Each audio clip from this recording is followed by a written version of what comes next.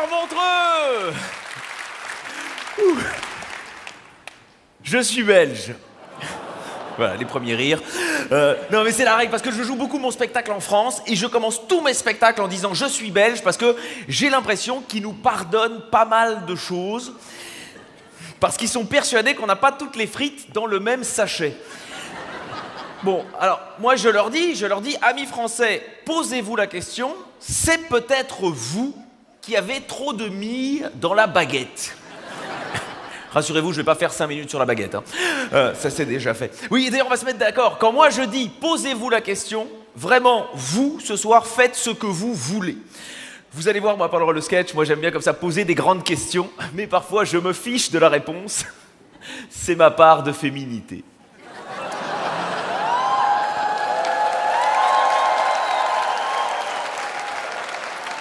Voilà une salle bien divisée. On va pouvoir y aller.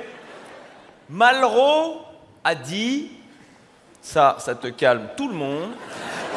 Alors, c'est terrible. À Paris, ils me disent toujours, oui, le Belge, tu es arrogant, tu nous attaques comme ça avec Malraux. Et là, je les rassure immédiatement. Je leur dis, oulala, non, vraiment, l'arrogance, c'est pas un défaut de chez nous. À Paris, ça ne rit jamais à ce moment-là. C'est le manque de recul. C'est le manque de recul.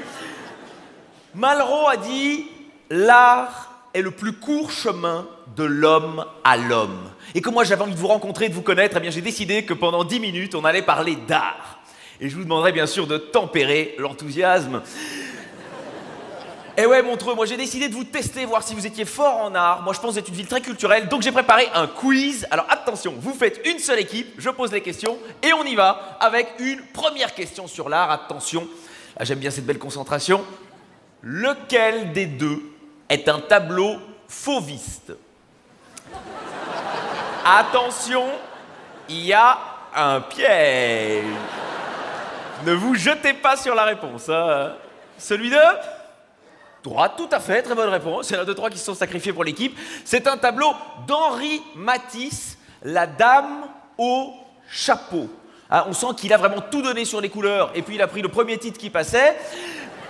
Mais c'est un tableau fauviste. L'autre, c'est un tableau représentant un fauve. C'était le piège. C'est un tableau du douanier Rousseau. Et ça, tout le monde le connaît, c'est vraiment le grand peintre naïf, qui probablement était plus naïf que douanier. Très très malvenu ce que vous avez pensé là. Bon, je vous laisse le point, mais attention, là c'était facile. Le niveau monte avec cette deuxième question. Alors, restez bien évidemment... Il faut attendre la question.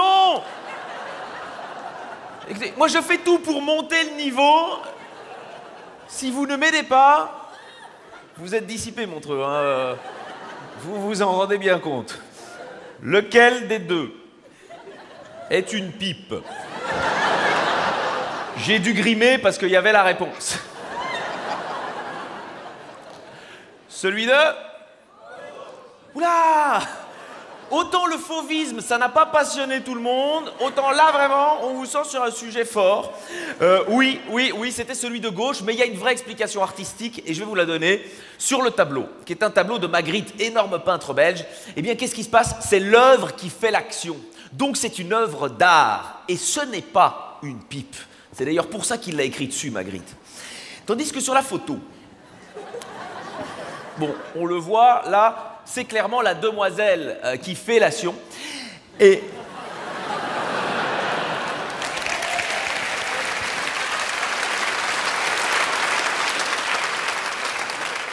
Les amateurs de jeux de mots se régalent. Et donc ici, voilà, c'est une pipe, et ce n'est pas une œuvre d'art. Non, dans la grande majorité des cas, non, mais ça, alors ça non. C'est quelque chose que vous allez régler chez vous, par équipe de 2, ou de 3, je ne veux pas le savoir, vraiment. On se reconcentre, vous avez 2 points, et on va encore monter de niveau avec la 3e question. Ça rigole beaucoup moins.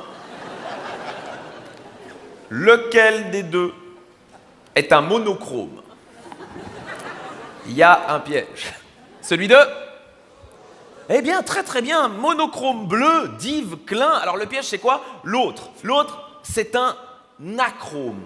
à privatif, chrome couleur, pas de couleur. C'est un tableau de Piero Manzoni, qui est un grand maître de l'art pauvre. Voilà, ce type est à la peinture, ce que Dominique Strauss-Kahn est au conte de fées. C'était bien parti.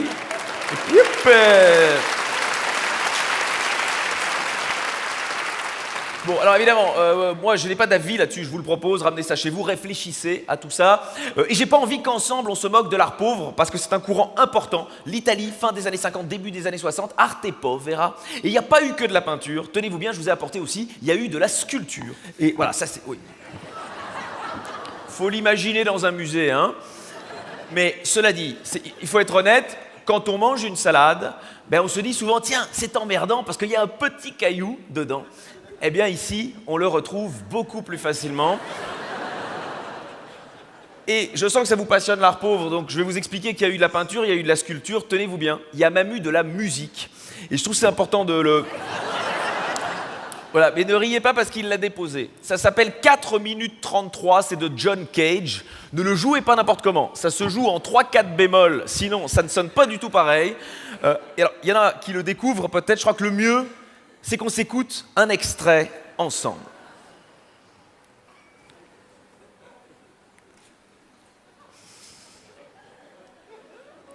Voilà.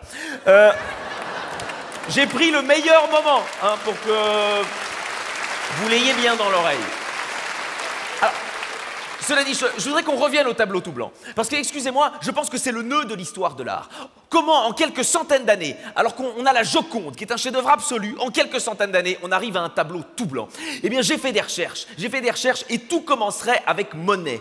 Monet, quand il peint l'entrée de Giverny sous la neige, qui est un tableau qu'on aurait pu se contenter d'appeler « Chouette, il y a de la neige ». Bon, alors, vous l'avez remarqué, parce que je sens que vous êtes une salle très concernée et très futée, on n'est pas dans un acrome à proprement parler, mais on sent déjà une vraie volonté de vider le tube de blanc. Et ça nous emmène en 1915, il y a à peu près 100 ans, 1915, avec Malevich. Malevich qui peint carré noir sur fond blanc. Voilà. Moi, je n'ai pas d'avis, je vous le propose. Ramenez ça chez vous, réfléchissez à ça. Cela dit, j'ai une anecdote sur le tableau excellente. C'est qu'il paraît que Malevich n'était pas hyper content de son travail.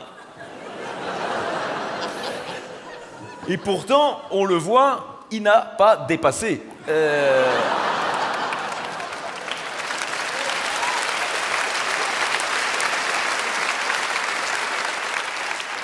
Alors, qu'est-ce qu'il a fait? Il s'est retiré pendant 3 ans. De 1915 à 1918, il n'y avait rien de mieux à foutre que de bien réfléchir. Il est revenu, 1918, Eureka, arrêtez tout, j'ai trouvé. Je vais faire quelque chose de plus sobre. Carré blanc sur fond blanc. Voilà. Moi, je n'ai pas d'avis là-dessus. Vraiment, je vous le propose. Vous ramenez ça chez vous, vous réfléchissez. Et donc, quelques dizaines d'années plus tard, Manzoni, le gars du tableau tout blanc, il le voit, ce tableau, il se dit, c'est con, il a oublié de peindre le carré, je vais me sacrifier, et je te fais le tableau tout blanc, l'acrome parfait. Voilà, et là, on est en droit de se dire qu'on est arrivé au bout du bout. C'était très mal connaître Lucio Fontana, qui s'est quand même posé la question. Il s'est dit, comment est-ce que je peux aller plus loin que nulle part? Il s'est dit, qu'est-ce qui est mieux qu'un tableau blanc? Un tableau blanc avec un coup de cutter dedans. C'est génial, et puis c'est relativement pratique. Il arrive vers 9h à l'atelier. À 9h10, le tableau est terminé, il peut aller prendre l'apéro avec les amis, tout ça. Et là, dans la salle, il y a des gens de gauche qui se posent la question, mais comment est-ce qu'un artiste peut faire pour passer à travers une toile? Il y a les gens de droite qui se disent, mais combien ça peut valoir un truc pareil? Non, mais c'est intéressant, c'est tout des questionnements intéressants. Et le lendemain, le gars, il revient au travail à 9h, et il se dit, qu'est-ce qui est mieux qu'un tableau blanc avec un coup de cutter dedans? Un tableau blanc avec... Mais non! 3 coups de cutter dedans! Mais les artistes sont surprenants, on les attend là et ils sont là, tac tac. C'est génial.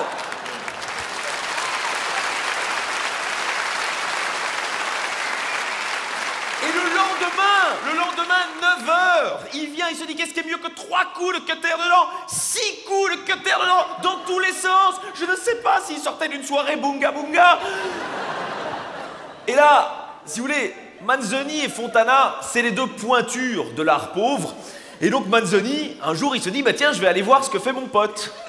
Il se dit, je vais y aller à 9 heures, pour être sûr de ne pas le louper. Normal. Et il arrive à 9 heures, et il voit ça.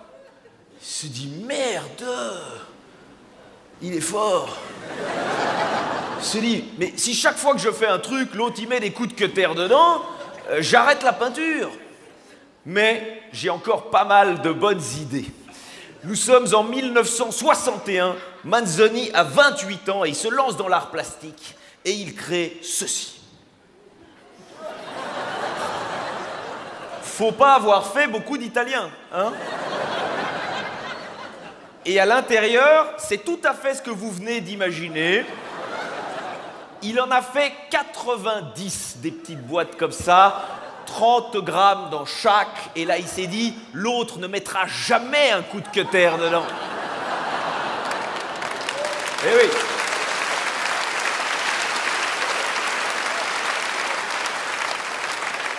Et donc, bon, à la dernière vente, parce que ça se vend entre collectionneurs d'art, il y en a une de ces boîtes qui est partie, c'était il y a 2-3 ans, à 120 000 €. 30 grammes, 120 000 €. Le caviar à côté, c'est de la vache qui rit. Alors, moi je n'ai pas d'avis là-dessus, hein. Moi je dis juste, pensons-y, et je dirais même, pensons-y en tirant la chasse. Bon, là, il faut aussi dire que de temps en temps, je rencontre un spécialiste de l'art moderne et il vient me voir, il dit « Oui, votre spectacle, c'est amusant, mais on sent que vous ne connaissez pas grand-chose à l'art moderne. » Je dis « Ah bon ?» Il dit « L'art moderne, ce qui compte, c'est pas tant l'œuvre, c'est d'avoir eu l'idée. » Et ça, c'est vrai, il fallait quand même solidement l'avoir eu, cette idée-là. Parce que, je dirais que, techniquement, c'est pas exagérément compliqué. On peut tous y arriver. Voilà. Déféquer dans une boîte de conserve, à moins, vraiment, une grosse overdose d'Imodium, je pense on va tous y arriver. Et ça pose une vraie question, cette œuvre-là, la question de est-ce qu'on peut tous être artistes ?